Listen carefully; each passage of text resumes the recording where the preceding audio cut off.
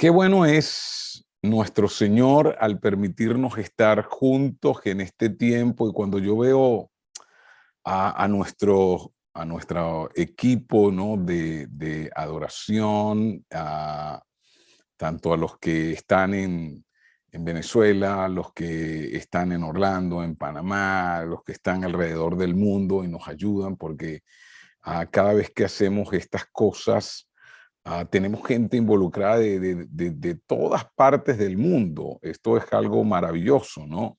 Tenemos gente involucrada de Brasil, gente que está en Costa Rica, gente que está en distintas partes del mundo. Ellos están tocando y luego los ensamblan. Y yo digo, bueno, el Señor es maravilloso. Estamos viendo una iglesia diferente, estamos viendo cómo la iglesia es tan distinta, ¿no? Y pienso en este tiempo de COVID, ¿ok? Porque vamos a estar claros, la situación con el COVID no ha mejorado, la situación con el COVID ha empeorado. No sé si ustedes que están conscientes de esto, ¿no? Pero yo estoy muy consciente de que, por ejemplo, ahora en Estados Unidos tenemos el pico más alto que alguna vez se haya tenido desde que comenzó el COVID. Porque esta variante Omicron lo que sí tiene es que es muy uh, altamente contagiosa, 10 veces más contagiosa que el sarampión. Entonces, fíjense lo que me ocurrió. Uh, Nosotros no tuvimos el ayuno la semana pasada porque yo estaba en un montón de compromisos y otros también. Y entonces esta semana yo también estaba bien full. Yo no he descansado durante esta semana. He tenido mucho trabajo porque tuvimos una reunión internacional de misiones aquí en Orlando. Y quizás muchos de ustedes no lo sepan, pero Orlando es una ciudad muy de convenciones internacionales. Entonces la Iglesia Reformada, cuando hace sus convenciones, las hace en Orlando. Por eso yo me conecté con la Iglesia Reformada. Conocí a Eddie Alemán, el secretario general de la Iglesia Reformada, aquí en Orlando, también en una de estas convenciones. Y para no hacerles de la historia tan larga, porque tenemos que continuar con la lectura, solo les decía que había esta reunión. Se hace cada año, y como yo soy el ejecutivo de Church Planting, o de Church Planting, que quiere decir plantación de iglesias para el Clásico de las Naciones de la Iglesia Reformada, o la coordinación, ¿no? de esta área de Florida. Siempre estoy en estas reuniones y viene gente de la India, de la China, teníamos un representante de Malasia, de varias regiones de África, del Nepal, porque hay una obra muy importante que se está haciendo en el Nepal. Y bueno, vinieron y estuvimos en un hotel. Yo tenía que quedarme en el hotel, pero bueno, a mí me dio COVID, que yo no sabía si iba a ir a esa reunión, les avisé. Luego entonces salí negativo, les dije, bueno, yo voy, pero no me quedo en el hotel, porque si estamos aquí en la ciudad, yo prefiero quedarme en mi casa. Y a mí me encanta estar en mi casa, yo quiero que ustedes sepan eso. Me encanta estar con mi esposa, dormir todas las noches con mi esposa, es algo que a mí me fascina. Entonces, así que a mí no me atrae mucho que irme unos cuantos días, y si me voy, me encanta irme con ella, ¿no? Entonces, bueno, lo que les decía es que yo llego al siguiente día. La reunión comenzó, tuvimos una reunión el martes, el miércoles nos volvimos a reunir, y cuando yo llegué el jueves a la reunión, yo entro al salón, me tocaba llevar la corneta, el micrófono para ayudarlos ahí con sonido, y de repente yo no veo a nadie. Entonces de repente salgo y veo a uno de los que está ahí, llamo a uno de mis amigos que me ayuda con las traducciones. Entonces le digo, hey, ¿qué pasó? ¿Dónde está la gente? Me dijo, ¿no leíste el email? Y es que yo soy malísimo para leer email. Yo le digo, oye, ¿qué email? Anoche enviaron un email. Nos vamos a reunir, pero vía Zoom. Tú te podías haber quedado en tu casa. Imagínense, la gente vino de África, de la China, de todos esos lugares para estar en su habitación y hacer la reunión vía Zoom, estando en el mismo hotel. ¿Por qué? Porque una persona se había infectado. Y al infectarse el Omicron es tan poderoso que todos quedan infectados. Por supuesto, yo no me iba a infectar porque acaba de pasar Omicron. Y estoy seguro que era la variante Omicron. Pero les decía, el mundo ve esto y el mundo siente como que todo se está acabando. Y ahora vamos entonces, ¿por qué estoy conectando esta historia con los tesalonicenses? Porque los tesalonicenses estaban siendo perseguidos, martirizados, estaban sufriendo y ellos estaban sintiendo como que el mundo se había acabado. Habían escuchado un montón de cosas, habían escuchado que alguien había dicho que Pablo había enviado una carta y que Pablo había dicho que el día del Señor ya había llegado. Entonces leímos aquí con lo que con lo que leyó Abraham acerca de, hey, cuidado con lo que no se dejen confundir, no se dejen engañar. Y entonces entramos en el capítulo 2 y entonces vamos a comenzar ahora sí con la lectura y le pedimos al Señor que nos hable. Entonces Pablo comienza diciendo en el capítulo 2, verso 1, él dice, con respecto a la venida, y aquí usa un término griego muy importante que lo noten. La palabra venida tiene 4 maneras de escribirse en el griego, ¿ok?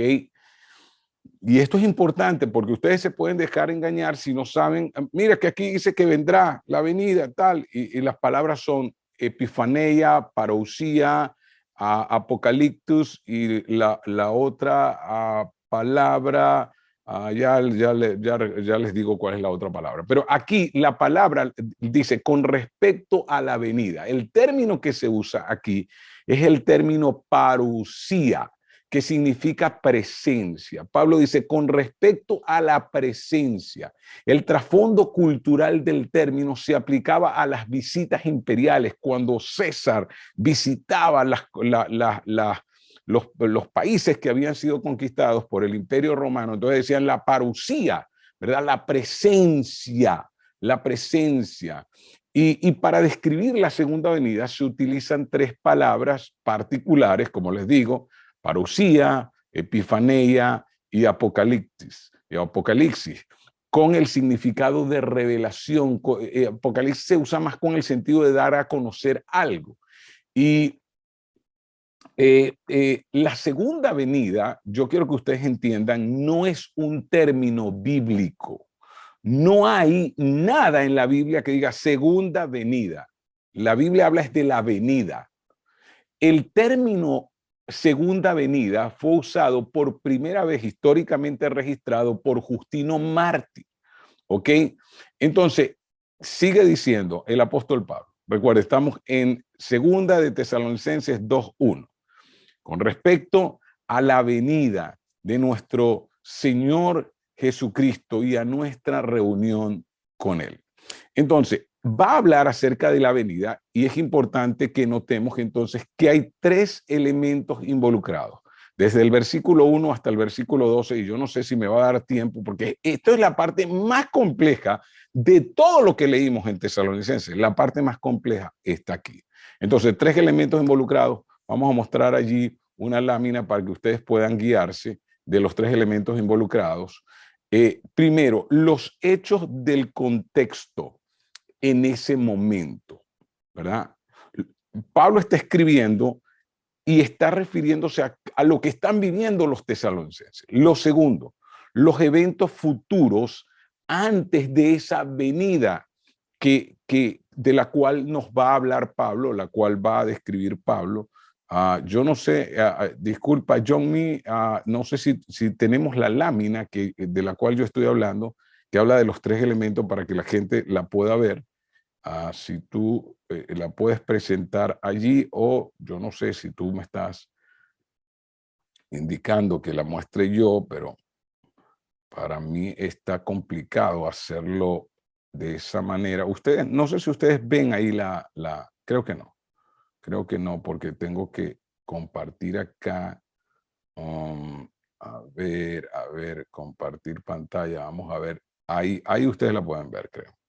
Ok, ahí estoy compartiendo pantalla. Ahí ustedes lo ven. Sí, a ver, ajá, ajá. Entonces, está hablando sobre el contexto en ese momento, los eventos futuros antes de la segunda venida y los sucesos concernientes al día del Señor. Es lo que habla Pablo en esta parte. Entonces, importante para cada uno de nosotros entender es que el retorno inminente del Señor, que se equilibra con el cumplimiento de varios eventos que deben producirse antes. En otras palabras, Jesús no va a venir si no hay un cumplimiento de eventos. ¿Y por qué esto es importante? Y Pablo lo pasa a aclarar, porque la gente había dicho, hey, ya Pablo dijo que el día del Señor había llegado. Y yo quiero que entiendan que esta gente de Tesalónica eran judíos que habían sido convertidos al cristianismo, porque Pablo ¿a dónde predicó? Predicó en la sinagoga judía. Entonces, ¿a quién él alcanzó ahí en Tesalónica? A judíos. Y los judíos entendían muy bien lo que significaba el término el día del Señor. El día del Señor. Ellos entendían muy bien, ¿ok? Entonces, el día del Señor se refiere a una condición general de acontecimientos, ¿ok? Tiene que ver con un significado mucho más amplio que un día. Y lo vamos a ver ahora en un video que vamos a mostrar. Entonces, debe ocurrir que la apostasía, la gran tribulación, el evangelio predicado a todas las naciones, la revelación de el anticristo, que Pablo, por cierto, nunca usó el término anticristo, lo usamos porque lo usa Juan, pero Pablo nunca lo usó, y el número total de judíos y gentiles que fueron salvos. ¿Ok? Esto es importante que lo tomemos en cuenta. Entonces vamos a dejar de compartir acá. Entonces a eso se refiere el apóstol Pablo. A ver, permítanme ver acá. Ok. La presentación, tú me dices, wow, yo pensaba que te había enviado la presentación. Permítame un momento porque para mí es muy importante que el equipo me ayude con esto y salté algo importante, que era enviarle todo esto a ellos. A ver, John, aquí te estoy enviando esta segunda parte, ¿verdad? Para que tú me ayudes desde allá. Ajá. A ver, y así entonces lo hagamos.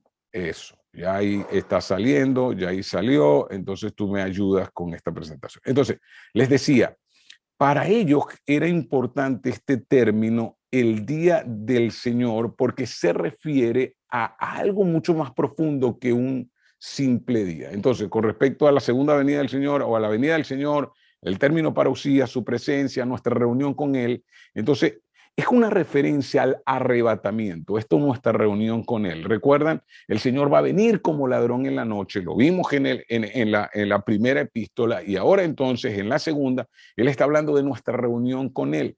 En el contexto se entiende que se trata de una sola venida, no dos.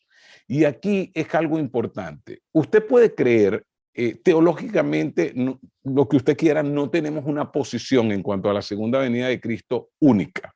¿Ok? Ahí tenemos exactamente los tres elementos. Puedes pasar a la segunda, yo mostré incluso la segunda, y luego entramos ya al versículo que estamos leyendo. Puedes entrar al versículo acá. Exacto, entra ahí, exacto. Miren lo que está diciendo aquí Pablo. Reunión con Él, nos vamos a reunir con Él. Primero dice, la parousia del Señor, la presencia visible del Señor, presencia. Entonces, esto de un rapto secreto, les doy mi opinión, es algo que se ha difundido dentro de la iglesia durante muchos años, y entonces la gente habla de rapto secreto, pero cuando usted lee Tesalonicense, no hay nada que hable de rapto secreto aquí. Dice que la presencia del Señor y nuestra reunión con Él. El y es un enlace. No dice la presencia del Señor o nuestra, no, la presencia y Cristo se hace presente y nosotros nos reunimos con Él. No es como un rapto secreto. Ahora usted dirá, sí, pero también dice como ladrón en la noche. No dice como ladrón en la noche en cuanto a que no va a haber presencia, sino a su venida inminente. Usted, escúcheme, el ladrón viene en la noche y usted puede verlo, solo que usted no lo está esperando. Es diferente. Entonces, el rapto secreto, primero, no aparece en ninguna parte de las escrituras. La palabra rapto secreto o rapto, incluso rapto, no aparece. Aparece la palabra arrebatamiento o reunión con el Señor.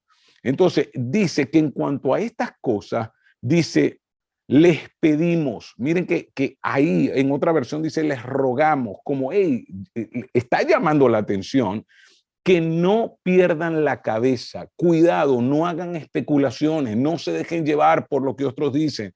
Lean las escrituras, razónenlas. Usted debe entender que las escrituras fueron colocadas allí, y más que todo ese Nuevo Testamento, no para que lo leyeran solo los doctores en teología, los que sabían griego, hebreo y arameo, no, para que lo lea el agricultor, para lo que lo lea la ama de casa, para que lo leamos todos. Las escrituras están allí para todos.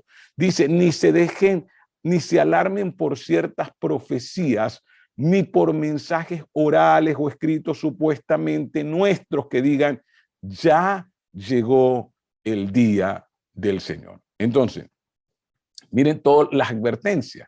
Y yo les hago una advertencia. Hay gente que se obsesiona con el tema de la segunda venida de Jesucristo, pero el verdadero propósito teológico es que realmente nosotros entendamos que el mundo necesita del Señor y que un día el Señor vendrá, ¿ok? No que nos dejemos sacudir fácilmente o mover fácilmente o perder la cabeza, como dice acá, ¿verdad? Sobre un mensaje, sea por el Espíritu o por una carta, dice Pablo, al parecer había circulado una carta entre los tesalonicenses y ellos decían, mira, esta carta vino de Pablo. Por eso, cuando ustedes ven al final, vamos a ver al final que Pablo dice, mira, ahora escribo con mi propia letra, como diciendo, mira, yo tengo sí gente que escribe, probablemente Lucas les escribía las cartas a Pablo, y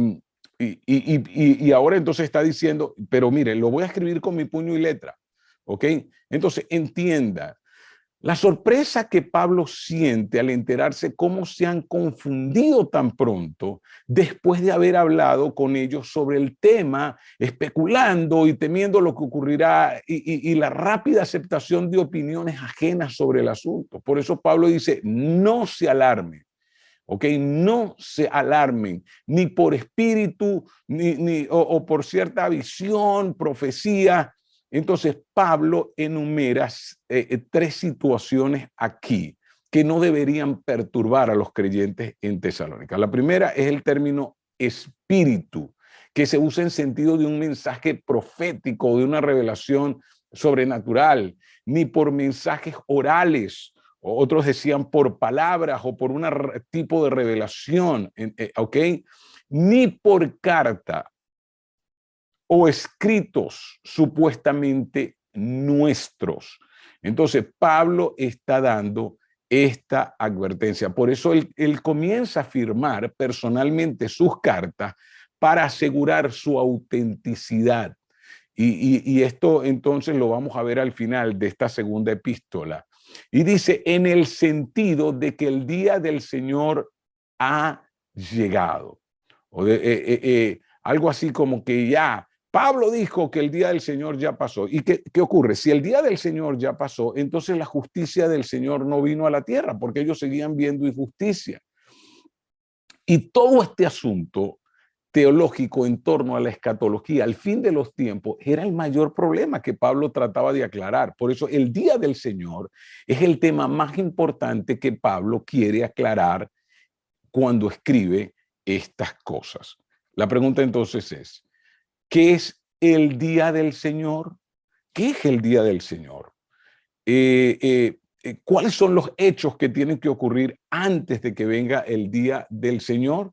De eso se trata entonces lo que Pablo va a aclarar. Y me encantaría entonces que miráramos esta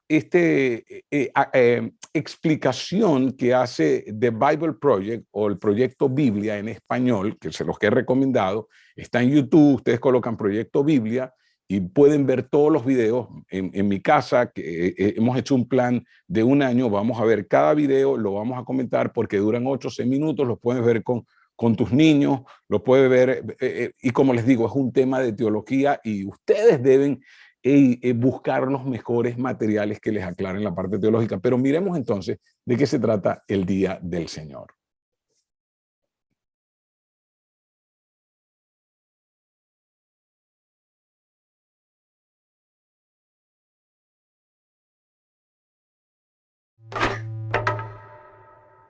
El Día del Señor. Esta es una frase de la Biblia que las personas religiosas usualmente usan cuando hablan del fin del mundo. Sí, cosas como el Armagedón o el Apocalipsis. Quizás estés familiarizado con esta imagen de Jesús regresando en un caballo blanco. Él tiene una espada para traer el juicio final. Todos quieren saber qué va a pasar. Entonces, muchas de estas imágenes vienen del último libro de la Biblia. Pero para entenderlas, tienes que regresar al primer libro. Cuando la historia comienza, vemos a Dios crear un mundo asombroso. Luego, Él les da a los humanos el poder para gobernarlo en su nombre. Pero los humanos son tentados por este misterioso personaje no humano que les hace una promesa. Podrás definir el bien y el mal en tus propios términos y ponerte en el lugar de Dios. Justo lo que ellos hacen. Las historias resultantes se tratan de las relaciones rotas y la violencia que esto ocasiona. Sí, esta promesa crea enormes problemas. Ahora, todos tienen que protegerse a sí mismos y luchar por sobrevivir. Todos están usando la muerte como un arma para ganar poder. Todo lleva a la historia de la construcción de la ciudad de Babilonia. O en hebreo, Babel. Todos se unen para elevarse a ellos mismos al lugar de Dios.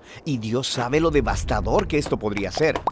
Toda una cultura redefiniendo el bien y el mal como si fueran Dios. Así que Dios confunde su lenguaje y los dispersa. De aquí en adelante, Babilonia se convierte en una clase de ícono en la historia bíblica.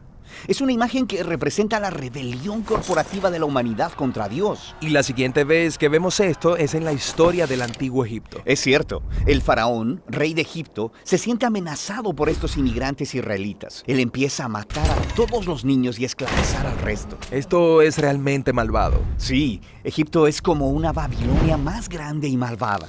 Ellos se cuidan a sí mismos a costa de los demás, redefiniendo el mal como bien. Así que Dios le retorna a Faraón su propio mal. Su orgullo lo impulsó y fue tragado por la muerte. Después de esta gran liberación, los israelitas cantan una canción acerca de cómo Dios es su guerrero que los liberó del mal.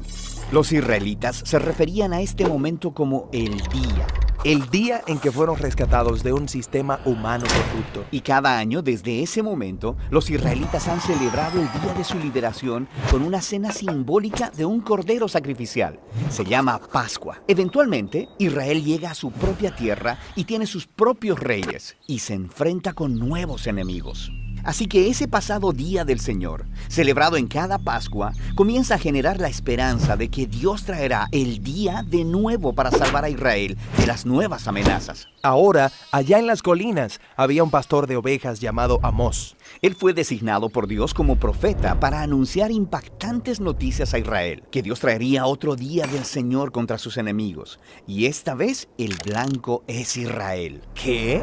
Tristemente, los líderes de Israel también habían redefinido el bien y el mal por sí mismos, resultando en corrupción y violencia. El pueblo de Dios se ha hecho como Babilonia. Los oprimidos se convirtieron en opresores. Babilonia parece como una trampa de la que nadie puede escapar. Así que el día del Señor viene sobre Israel.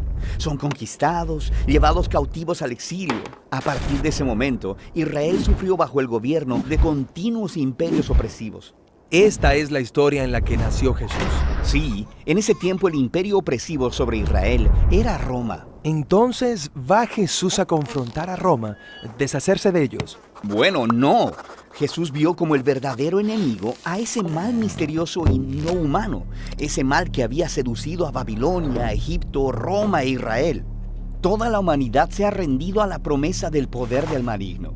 Esto es lo que Jesús resistió solo, en el desierto, cuando fue tentado a utilizar su poder con fines egoístas. Pero él no lo hizo. Después de eso, él empezó a confrontar los efectos del mal en los demás. Empezó diciendo que iría a Jerusalén para la Pascua, para una confrontación final con el mal de Israel y Roma, muriendo. Morir. Pero eso luce como un fracaso. Jesús dejaría que el mal agotara todo su poder sobre él, usando su única arma verdadera, la muerte. Jesús sabía que el amor y la vida de Dios eran todavía más poderosos, que Él podía vencer al mal volviéndose el Cordero de Pascua. entregando su vida en un acto de amor. Y algo cambió ese día. Cuando Jesús derrotó al mal, Él abrió un nuevo camino para que cualquiera pudiera escapar de Babilonia y descubrir esta nueva clase de poder, esta nueva forma de ser humano. Ok, así que algo cambió, pero el poder del mal todavía está vivo y funcionando, y nosotros seguimos construyendo nuevas versiones de Babilonia. Cierto. El último libro de la Biblia, Apocalipsis, apunta hacia el futuro y el último día del Señor. Es cuando el reino de Dios viene a confrontar a la Gran Babilonia. Es la imagen de todas las naciones corruptas del mundo. Sí, eso es todo. El Armagedón, el juicio final. ¿Cómo acabará Jesús con el mal? Bueno, no es lo que podrías esperarte. En Apocalipsis, el Jesús victorioso se simboliza con un cordero sacrificado manchado de sangre. Y luego, cuando Jesús llega al final sobre su caballo blanco para confrontar al mal, Él está manchado de sangre antes que la batalla siquiera comience. ¿Premanchado de sangre? Eso es una imagen extraña. Más bien, Él venció con su sangre cuando murió por sus enemigos. Y la espada está en su boca. Un símbolo de la autoridad de Jesús para definir el bien y el mal y hacernos responsables cuando traiga finalmente la justicia de una vez por todas. Y así, mientras tanto, el Día del Señor es una invitación para resistir la cultura de Babilonia. Y es una promesa de que un día Dios liberará nuestro mundo de la corrupción y traerá las cosas nuevas que tiene preparadas.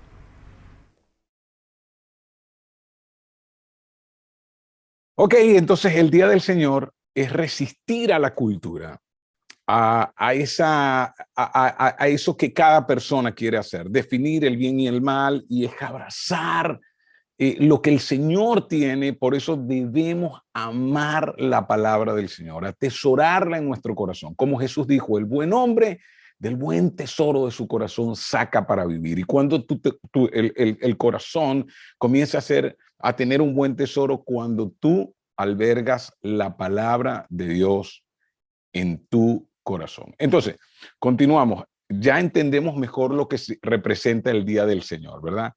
Cada imperio del mundo ha sido un enemigo y han surgido muchas parodias de lo que es Cristo, el Mesías que vino para controlar, para dominar.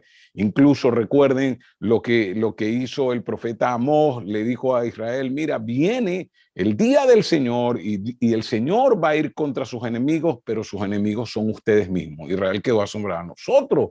Y a veces todo sistema que se levanta en contra de someterse al Señor, de vivir para Él, comienza a ser Babilonia. Y Babilonia muchas veces se mete incluso dentro de la iglesia. Entonces, veamos lo que está diciendo Pablo. Recuerden, les ha hablado acerca de cuidado con los engaños y luego les dice, no se dejen engañar de ninguna manera, porque primero tiene que llegar, entonces, los acontecimientos que primero tienen, que preceden a la segunda venida del Señor. Una segunda venida, escúchame, que no importa lo que muchos enseñen, es una parusía, una presencia visible. Todo ojo le verá. Todo implica la iglesia, implica a los que no son parte de la iglesia. Todo ojo le verá. Así es la segunda venida de Cristo. Así lo creo yo. Creer en raptos secretos. Y escúchame, si tú quieres creer, no te vamos a obligar a que tengas que creer lo mismo que creo yo, porque eso es teología. ¿Ok?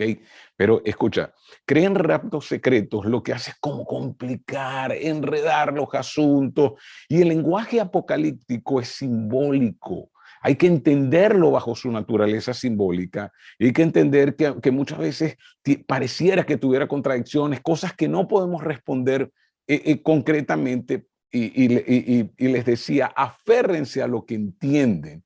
Y lo que es muy confuso, y escúchenme, no podemos negar que este capítulo 2 tiene cosas que pueden como, pero ¿de qué está hablando Pablo?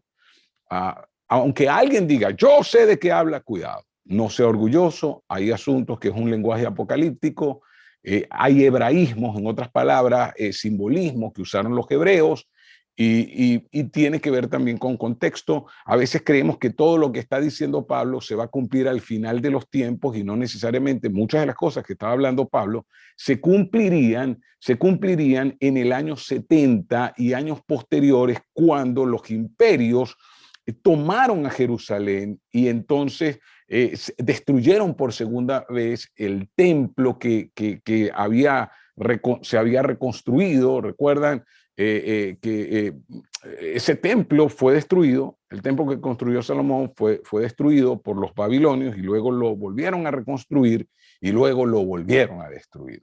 Entonces dice, no se dejen engañar de ninguna manera, porque primero tiene que llegar la rebelión contra Dios y manifestarse el hombre de maldad, el destructor por naturaleza.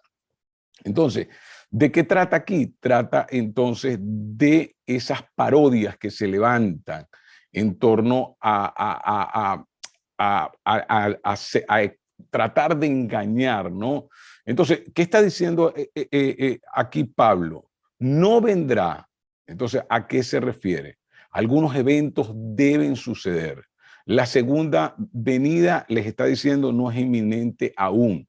En este contexto menciona dos eventos: la gran apostasía, la gente renunciando a creer en Dios, a creer en la Biblia, y la revelación del hombre de pecado.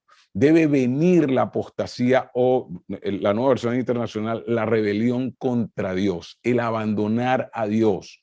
Es un término compuesto, ¿ok?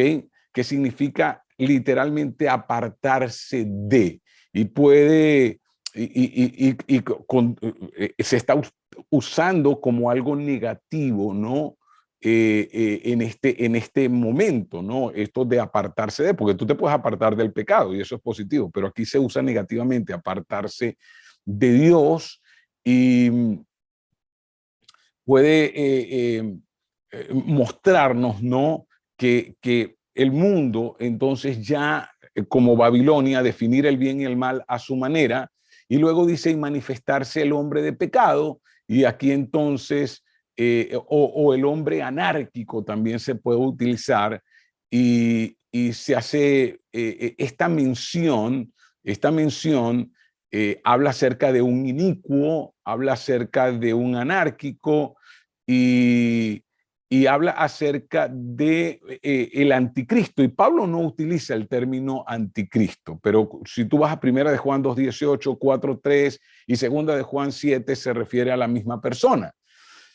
Y en 1 de Juan, pecado e iniquidad son sinónimos, y posiblemente este hombre de pecado que Pablo está hablando esté relacionado con esa personificación judía de Belial, del despreciable, como un falso Mesías, como un líder mundial que promete que va a rescatar el mundo.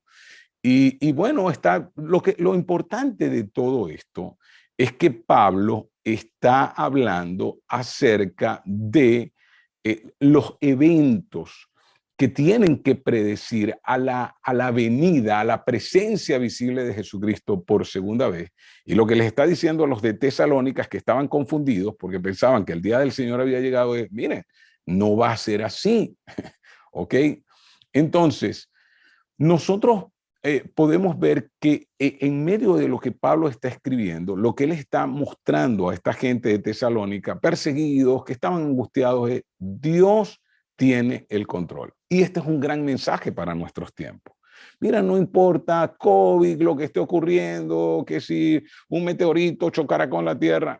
Mira, yo quiero que tú entiendas, Jesucristo va a venir por segunda vez. Y ningún meteorito va a destruir la tierra. El Señor tiene que venir. Entonces tú tienes que comprender, Dios tiene el control. En el tiempo divino, a esa parodia de Cristo, a que se hará ver como un Mesías, el mal encarnado, este siervo de Satanás, se le va a permitir manifestarse. Pero, ¿dónde está el punto? Dios tiene el control. Dios tiene el control. Y fíjense que dice el destructor por naturaleza. ¿Ok? Otras versiones le llaman el hijo de perdición. Y esto es un modismo hebreo. ¿Ok? Es un modismo hebreo, así lo usaban los hebreos. Y esta expresión se usó para referirse a Judas Iscariote en Juan 17:12. Pero esta persona que aparece en el fin de los tiempos, lo que llamamos una persona escatológica, al igual que Judas, se va a perder espiritualmente y va a ser condenado al castigo eterno, aunque se involucre profundamente con la religión y se haga adorar y todo esto. Y la pregunta es, ¿de quién está hablando Pablo? Entonces, veamos qué sigue diciendo allí. Dice, este se opone y se levanta contra todo lo que lleva el nombre de Dios o es objeto de adoración hasta el punto de adueñarse del templo de Dios y pretender ser Dios. Y esto es muy importante entender, porque si uno cree que esta falsificación del mal, esta parodia de Cristo en busca de adoración, que se exalta a sí mismo, que se sienta en el templo de Dios presentándose como si fuera Dios, solo se refiere al tiempo final que no ha ocurrido, entonces nos podemos confundir. Ya muchos hombres, escúchame, intentaron colocar su imagen en el templo de Jerusalén. Entonces, quienes creen que todos los eventos escatológicos o del fin de los tiempos mencionados por Jesús o por Juan son sucesos futuros, pueden confundirse. Porque de ser así, implicaría la reconstrucción nuevamente del templo judío, y eso puede ocurrir, pero otros intérpretes creen que los acontecimientos del tiempo del fin revelados iban a suceder pronto y que por eso debió haberse referido a hechos históricos del mundo de aquel tiempo, ¿no? Del mundo mediterráneo del siglo I, como por ejemplo Calígula instalando su propia estatua en el templo de Jerusalén. Entonces, esto muestra que hubo personificaciones de ese anticristo en la antigüedad. La caída de Jerusalén ante Tito en el año 70, donde Tito manda a ofrecer cerdos en el altar del templo de Jerusalén. Imagínense, para los judíos era tan abominable un cerdo, porque para ellos el cerdo era un animal impuro, que Tito mandó a ofrecer cerdos en el templo, en el altar. Y también los reinos de terror y persecución a los creyentes dirigidos por Nerón y Domiciano, que eran emperadores muy malvados. Entonces, nosotros tenemos que mirar estos sucesos también como hechos que ocurrieron después que Pablo escribe esto. Y dice, miren, va a venir estas cosas. Por eso la gran tribulación no va a ocurrir solo al final de los tiempos. Ya ocurrió y sigue ocurriendo. Sigue ocurriendo con persecución a los cristianos. Entonces, es importante que en el lenguaje apocalíptico entendamos que los profetas del Antiguo Testamento solían tomar situaciones de su época y las proyectaban hacia el futuro, llamando a esto el día del Señor. En este sentido, el Nuevo Testamento tiene un mensaje particular para su propio tiempo, el momento que estaba viviendo Tesalónica con persecución, pero también para nosotros o para cada periodo sucesivo de la historia, nos brinda esperanza y nos hace ver que Dios tiene el control de todas las cosas y debemos considerar seriamente el contexto, ¿ok? Por ejemplo, es notable que la palabra abominación de desolación fue el nombre dado por Daniel a ese sacrilegio que concuerda con las invasiones que se hicieron a Jerusalén. Por ejemplo, Antíoco Epifanes IV y Tito, que era un romano, ellos invaden Jerusalén. Y los dioses paganos fueron colocados en el templo de Dios. Y esto ocurrió en el año 70, mientras que Pablo escribe todas estas cosas en el año 51 al año 53, como lo decíamos ayer. Entonces, hay toda una metáfora, todo un lenguaje simbólico de los tiempos finales. Y lo que nos muestran es el orgullo humano y la arrogancia de los reyes de Babilonia y la arrogancia de los gobernantes romanos, pero también nos muestra la arrogancia de los gobernantes en este tiempo, ¿ok? Y debemos entender todas estas cosas. Por eso le decía, es un lenguaje complejo, pero tenemos que abordarlo desde el tema, como un tema general, ¿ok? Y sigue diciendo Pablo, ¿no recuerdan, dice Pablo, que ya les hablaba de esto cuando estaba con ustedes?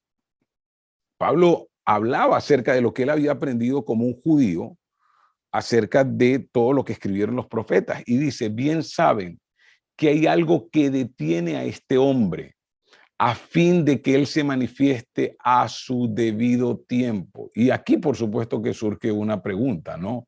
Que es la que hacen todos. Bueno, pero ¿qué es lo que lo detiene? Indudablemente, Dios. Nada va a ocurrir en la tierra si no fuese por la voluntad de Dios. Entonces Pablo ya les había dicho, y cuando le dice, ustedes saben, y habla acerca de lo que lo detiene. Y este versículo puede significar detener o sostener fuertemente o mantener alejado, ¿ok? Y el contexto favorece detener o restringir, ¿ok? ¿Y quién es o qué es lo que debe ser restringido? Es la pregunta. Antes de decir, epa, ¿quién lo restringe? Lo primero es, bueno, pero ¿qué es lo que están restringiendo? ¿Qué es lo que están deteniendo? Aquí hay un cambio interesante en la forma en la que Pablo lo escribe, ¿ok? Lo que se detiene es esa posible personificación, de esa parodia que se hace ver como si fuera el Mesías. Por ello, hay tres probables respuestas a eso. ¿Qué es lo que detiene? ¿Qué es lo que se detiene?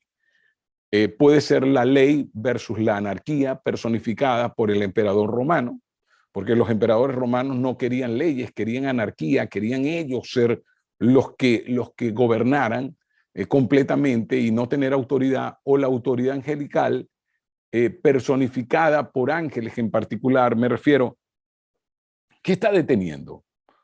¿La ley o los ángeles de Dios o Dios en la persona de su Espíritu Santo mediante el empoderamiento del Espíritu por la predicación del Evangelio? Esas son las tres respuestas.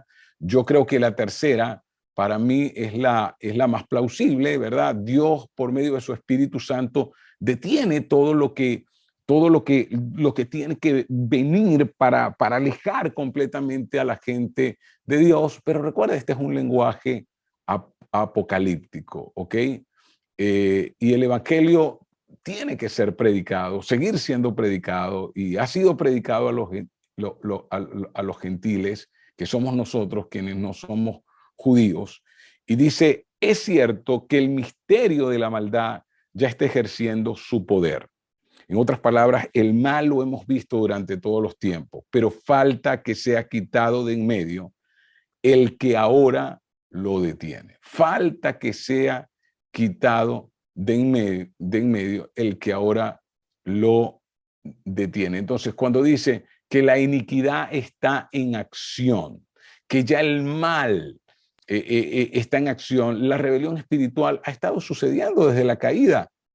Y algún día será personificada. Y lo vimos en este video que acabamos de ver, todos los imperios, todo el mal, toda la lejanía de Dios, y en este momento Dios controla esa influencia por medio de su Espíritu Santo. Y las Escrituras presentan un enfrentamiento entre ese mal personificado y el Mesías de Dios al final de los tiempos. Entonces, debemos entender, falta que sea quitado de en medio el que ahora lo detiene. ¿A qué se refiere? ¿Dios o su agente? Siguen refrenándolo, pero en algún momento la influencia del control desaparecerá, ¿ok?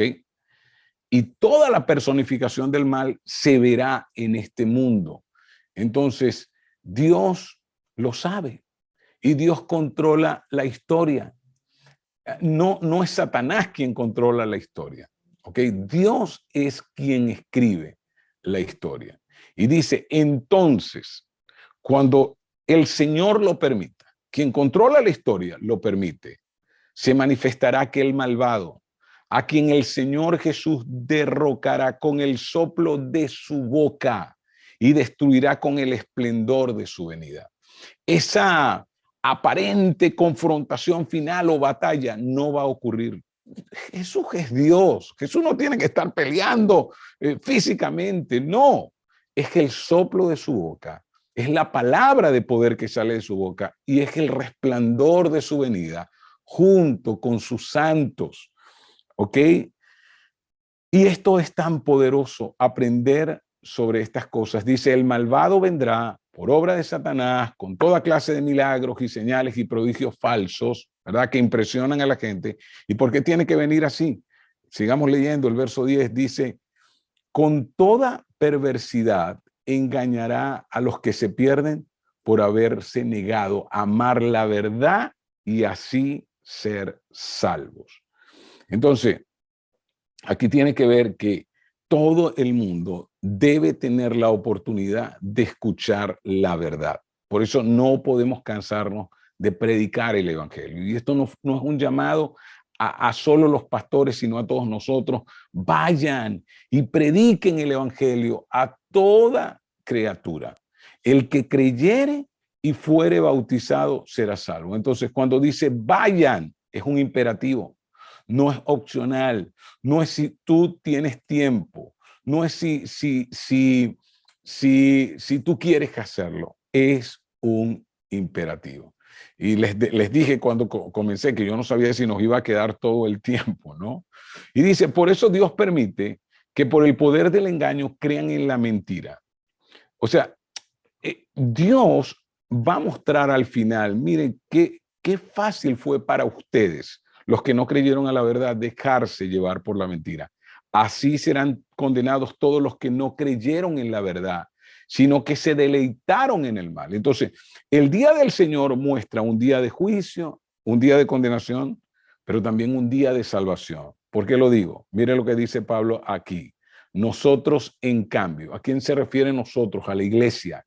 Siempre debemos dar gracias a Dios por ustedes, por aquellos que han creído, por estos hermanos que estaban en Tesalónica y por todos los hermanos que se mantienen firmes, hermanos amados por el Señor, porque desde el principio Dios los escogió para ser salvos. En otras palabras, créame, si el Espíritu Santo no nos da la luz, no importa cuántas veces escuchemos el Evangelio, no va a ocurrir nada. Pero tú no sabes a quién el Espíritu Santo ya le va a dar la luz, así que continúa predicando. No juzgues a nadie, no digas, no, ya yo le prediqué al vecino y no, la luz no le va a resplandecer. Tú no sabes cuándo la luz le va a resplandecer. Debes seguir predicando. Nuestra tarea es externa, la obra del Espíritu Santo es interna. Tú no eres el Espíritu Santo, entonces debemos seguir orando por nuestros vecinos, por nuestros amigos y seguir siendo luz. Porque ¿cómo se derrotará el reino de las tinieblas? Dice, con el resplandor de la venida del Señor, con el resplandor. Y nosotros vencemos con el mal, con el bien. Vence el mal con el bien. Y el bien es orar por nuestros vecinos, ser los mejores vecinos de nuestra cuadra. Y yo he predicado desde el año pasado, mi lema ha sido, tienes que ser el mejor vecino de tu cuadra. Global existe para que las cuadras y las calles sean iluminadas por las familias que pertenecen a esta iglesia, que es una misma iglesia en diferentes lugares. Y nosotros soñamos que un día en tu casa se levante una iglesia con tus vecinos, amigos, compañeros de trabajo. Sí, soñamos con eso. Probablemente en el futuro, cada vez las iglesias sean iglesias más comunitarias y no iglesias grandes, de grandes ciudades. No, porque el COVID y todo esto nos mostró otra verdad. Entonces tenemos nosotros el llamado de que en cada calle la luz resplandezca si está un miembro de Global Ministry. Esa es nuestra parte. Y si hay otra iglesia que quiere hacerlo, buenísimo, pero mi parte como líder de esta organización y el cual confía en nosotros, nosotros queremos que tú transites por la ruta ministerial porque queremos darte todas las herramientas para que tus vecinos, amigos, todos, mira, pero ¿cómo hago? ¿Y qué sigue? Y hacer ministerio. hacer ministerio. Como iglesia fuimos llamados a hacer ministerio. El ministerio no cambia. Es amar a los demás, es bendecir a las personas. Y bueno, se me acabó el tiempo, ¿ok? Se me acabó el tiempo y los de producción ahí están desesperados haciéndome señas. Eso es lo bueno de dejarse dirigir, ¿ok? Así que damos gracias a Dios y ustedes van a tener la otra parte de lo que no leímos del capítulo 2, por favor. Léanlo en el tiempo de break porque es muy, muy poderoso y muy interesante. Así que permítanme orar por cada uno de ustedes. Señor, te damos gracias. Qué bueno este tiempo en el cual hemos recibido de ti, hemos recibido de tu palabra, Señor. Gracias, porque nosotros si algo podemos confiar es que tú tienes el control de todas las cosas. Y ese fue el mensaje de Pablo. Tú escribes la historia. No es la maldad quien decide, eres tú, Señor, eres tú. Y Señor, nosotros fuimos escogidos, predestinados, y no importa que venga el sufrimiento, persecución, lo que sea. Lo que nosotros sabemos es que en ti tenemos salvación, es que en ti tenemos vida eterna, es que en ti, Señor, podemos iluminar en este mundo, ser la luz reflejada de ti, Señor, que eres el sol que brilla y nosotros entonces resplandecemos por tu resplandor. Guíanos a ser los mejores vecinos, los mejores compañeros de trabajo. Señor, guíanos, Padre amado, a conquistar, Señor, a nuestra calle, a nuestro barrio, a nuestra comunidad, Señor, para tu gloria e incluirlos, Señor, en la familia de la fe, en esta familia iglesia, la cual nos ha llamado a levantar en el mundo entero, en Cristo Jesús. Amén.